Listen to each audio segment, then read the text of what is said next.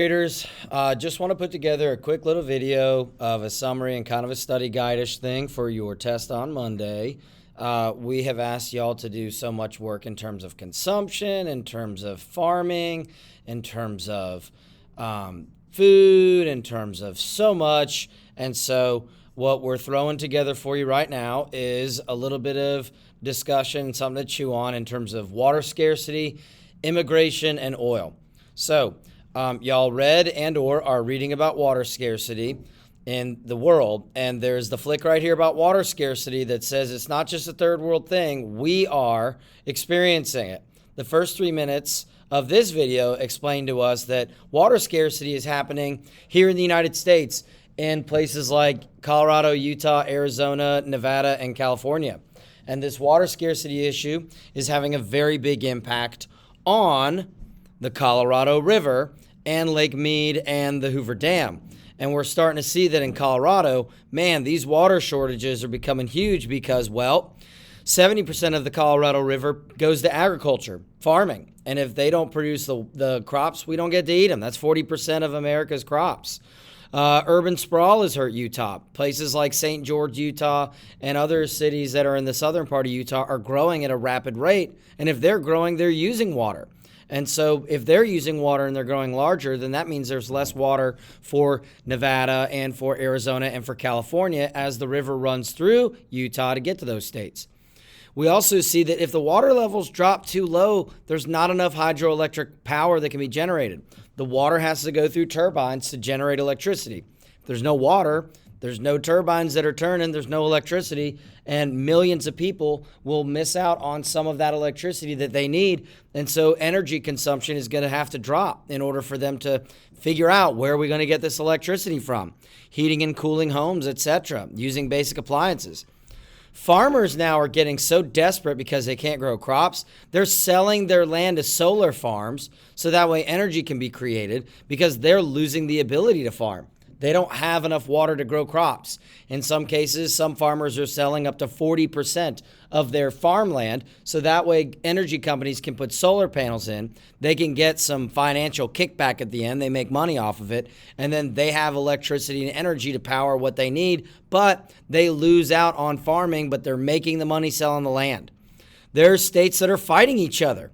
California and Nevada and Utah and Arizona are battling as to who gets that water, who has the right to use the water for water consumption, for energy, etc. And one of the things is that Native American reservations, especially in Arizona, feel like they are not being included in these decisions. A lot of Native American treaties say that they get a certain amount of water every year, and some of these treaties are now being violated. And so who's responsible for the violation? And why are the Native American tribes not considered so important in these discussions? They need the water for their energy and their lifestyle too, fishing, etc.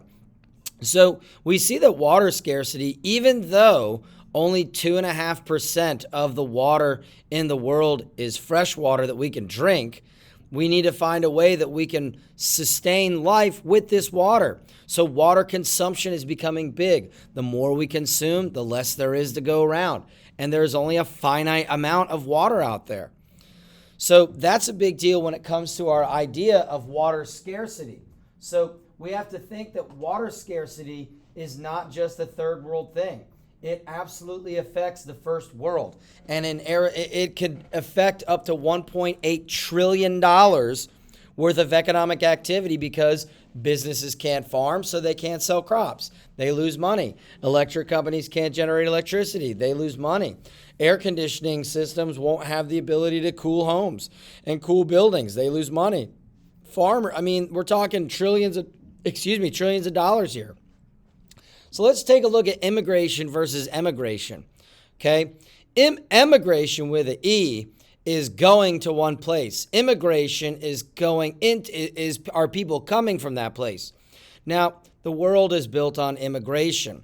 So we have to think about the following. What are some of these effects of immigration? What are the effects of emigration, people moving away from their home countries? What do immigrants bring to their new countries? What do we think is a common push or pull factor? A push or a pull factor drives people to go in a place. So a push factor is pushing people to go to a new country. So it's a reason to leave an unpleasant place, making the reason to emigrate. All right. A pull factor is why you should emigrate. So a push factor, these are the big push factors. Maybe there's unemployment in the country and there's not enough jobs. So then people go to other countries so they can get jobs because there are more jobs available. Some people feel that there's a reason to leave their country because they're not safe. So they feel they need to be pushed out. So they go to countries that have a safer environment. So leaving Central American and South American countries that have corrupt governments and crime, that leads them to want to go to places like the United States and Canada where there is no crime or less crime and they feel safer. Sometimes countries don't have enough services or goods or crops that people have. And so they go to other places where there are better services, where there's better health care, where there's better government protection, where there's more job availability and better types of jobs. Some people leave their countries because they're in significant poverty and they can't work their way up financially. And in other countries, you have a bigger ability to get more wealth. In Syria, you have a lot of people in Syria and in the Middle East and in war-torn countries that are actually going to Great Britain and England and other places in the United Kingdom because they are safer and because they have more opportunity to make more money. So that is a reason why some people immigrate to places like Germany or France or Spain or England. In some places, in particular in Africa and South America, crops are failing. So these farmers don't have enough food and they're not making enough money. But maybe they take their talents and their farming abilities to a different place to farm. Drought, as we just saw, even in immigration, the situation in Arizona, Utah, Nevada, California. If these people are experiencing drought, maybe they're going to move to different places such as Oregon or Washington or Nebraska or Kansas or heck, even North Dakota. Well, again, I said it, war or possible violence in a country will lead people to leave their country. That happens a lot in Central African countries and in the Middle East where people are wanting to leave. Afghanistan, there was a massive war, and so people leave Afghanistan to go to other countries where they have more political safety and freedoms and security. Also, hazards, natural disasters, etc. So people will leave places like Haiti and in the Caribbean islands because there's always the threat of natural disasters, and so they go to places where there are less risk of natural disasters. And also people feeling isolated from communities and cultures. If you're in an area where there's not a lot of culture or people of your kind, maybe you feel isolated in a group where there is a majority and you're the minority, so you go to places where they're friends and family. So these are push factors and pull factors. Please be able to explain this. Don't just write the word. In terms of immigration too. Now, if you think about it, okay, the Middle East isn't the only place where there's an exodus. We've got all these other different places where immigrants had to leave war-torn places. World War II, millions of Jews left Europe and went to different places because of atrocities. So seeing these people leaving their homes because of, obviously, the destruction, possibly war. People want to leave because there is civil unrest. People are not feeling safe in their homes. Now, you've got to also think about some of the things here. These are the details of some of the push and pull factors. You should know at least 2 or 3 of these push and pull factors and these details. Why people are leaving, why people go to other places. Education is a massive pull factor.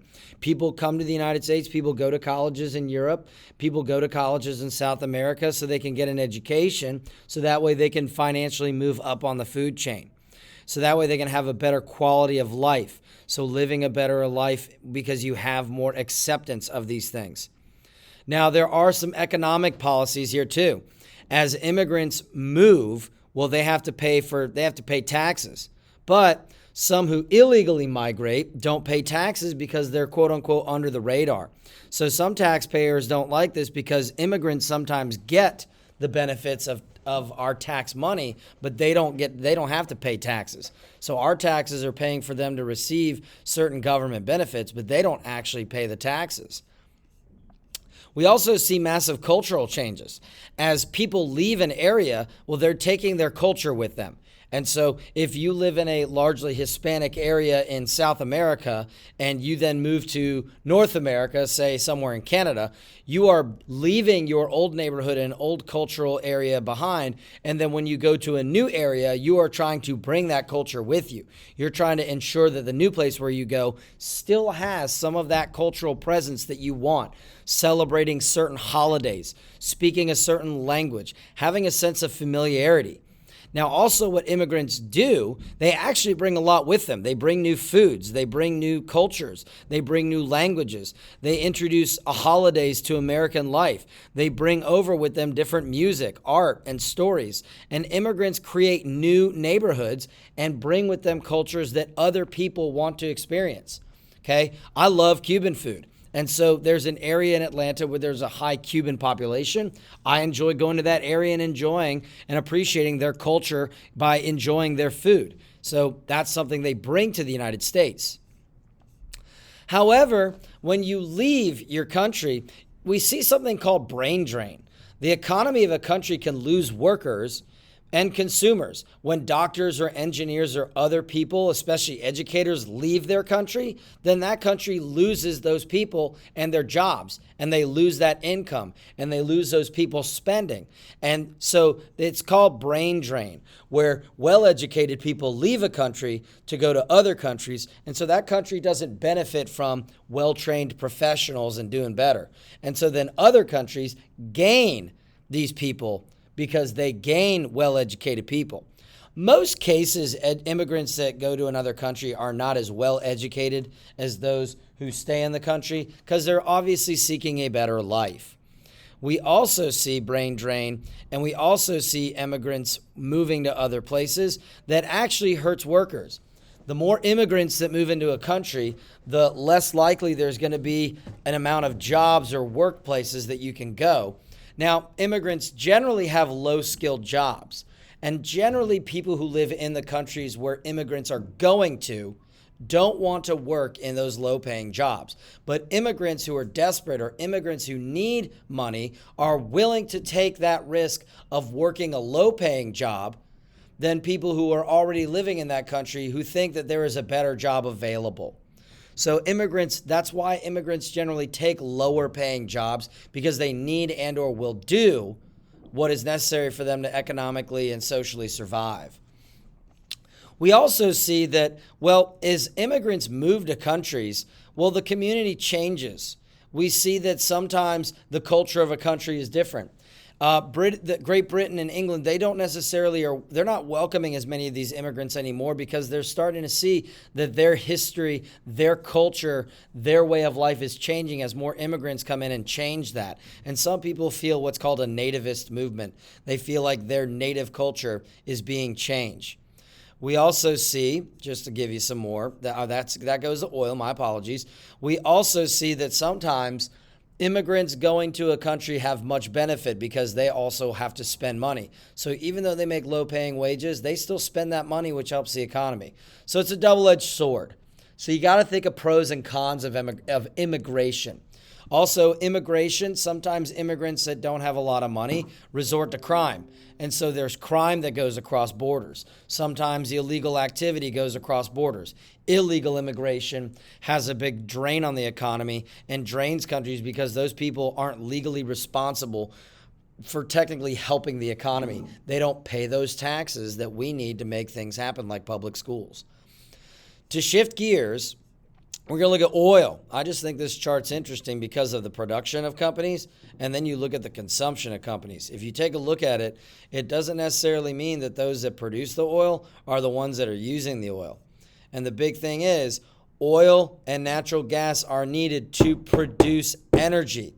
And again, remember, the United States is the largest consumer of energy. So we are the largest consumer of oil. We're actually the country that produces the most oil as well.